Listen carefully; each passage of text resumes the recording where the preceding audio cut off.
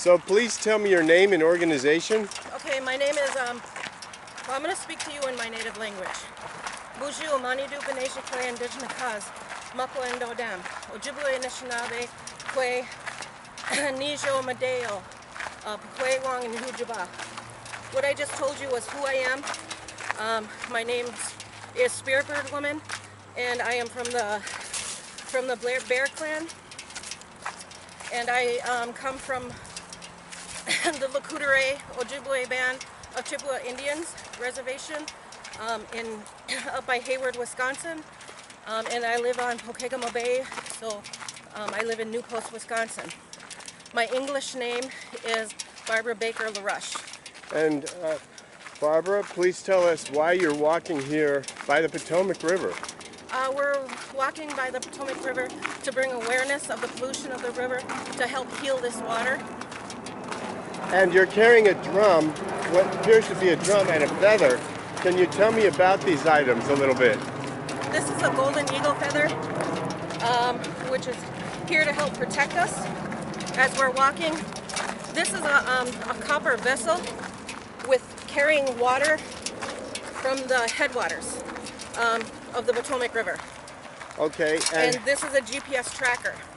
And we have been following your GPS movements. How long have you been walking? I've been walking since day one, since October 7th.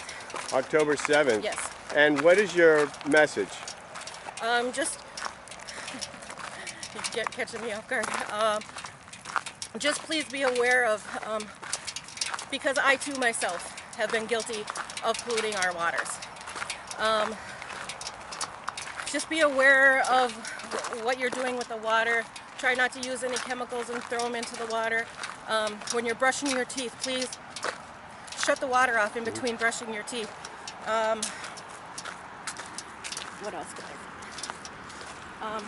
There is only 75% of Earth is water, and only 2% of it is drinkable. So I do these walks to help make sure that my children's children and future generations, 7 generations down the line, have fresh water to drink. Because without water, there is no life. Thank you so much. Okay, you're welcome.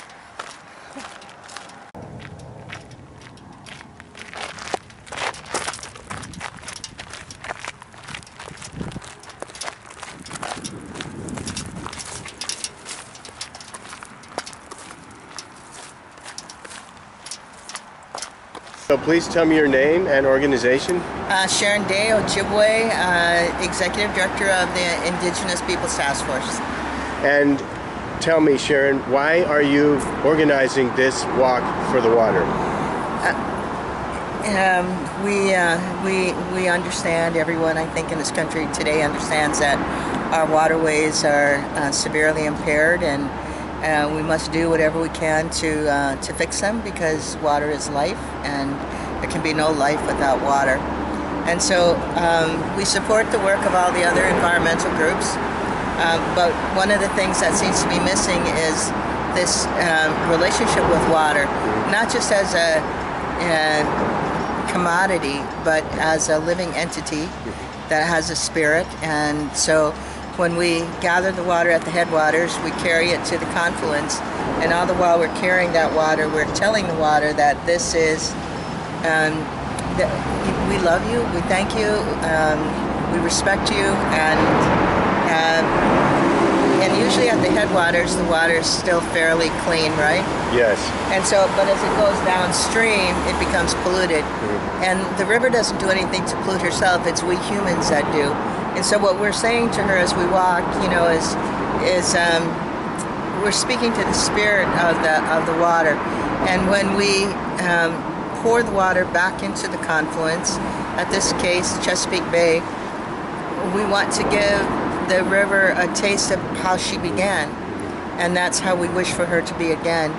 And of course, it's we humans who need to preserve, conserve, and take care of the river. And the river, you know, the plants and the willows and you know, the earth, the sand, all of that will purify the water if we allow it to. But we need to stop putting chemicals in our lawns. We need to stop the extractive industries. Yeah.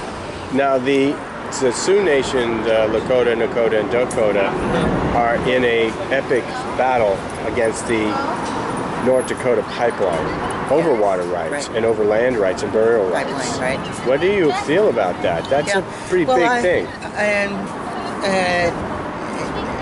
I traveled out to Standing Rock the end of August and took some tenting and tents and blankets and some money out to them, and I was honored to be asked to do a water ceremony there, so I did, and that was the first time that the boats went in the water. Not the canoe from Bismarck down to Cannonball, but when they put the boats in the water for the first time from Cannonball, and they traveled, paddled up to the Missouri. So, when they say Mini Wachoni, water is life, in our language we say NIBI Potomac water is life. And we've been saying this for, since 1998, when the chief of our lodge said, "What will you do for the water?" And so women in our tribe, women are responsible for the water. We gather the water, we sing the water songs, we make those petitions. And men are responsible for the fire, and they have all their songs, petitions, but it's really the women's job to take care of the water. And so we're delighted and excited that what we've been working on for so long is people are picking up, and indigenous people, and it's really through the digital age, right, the storytelling that we can, when we walk a river and 5,000 people can see it, and not only here in this country but around the world, and they see what we're doing, and they hear what we say, that water is life. And so people are picking that up, and it's brought together over 300 tribes now at Standing Rock, and tribes are sending support and help and firewood, and that is amazing. It's what Tecumseh, we walked through Shawnee territory here, and that was what he said 200 years ago, is, we need to unite, and that didn't happen then, but it's happening now over the water. And so I think Tecumseh must be smiling and saying, and when we have our relatives, when we are doing this work and we're saying, this is, we wish to take care of the water, not only for today, but for our ancestors 7 generations down the way. And that's why we're here today, right? Go ahead. You gotta touch the pail. And the feather. And I'll see you at the lighthouse, girlfriend. All right. Thank you, Mom. Yep. You go, girl. All right. Okay, Sharon's just right.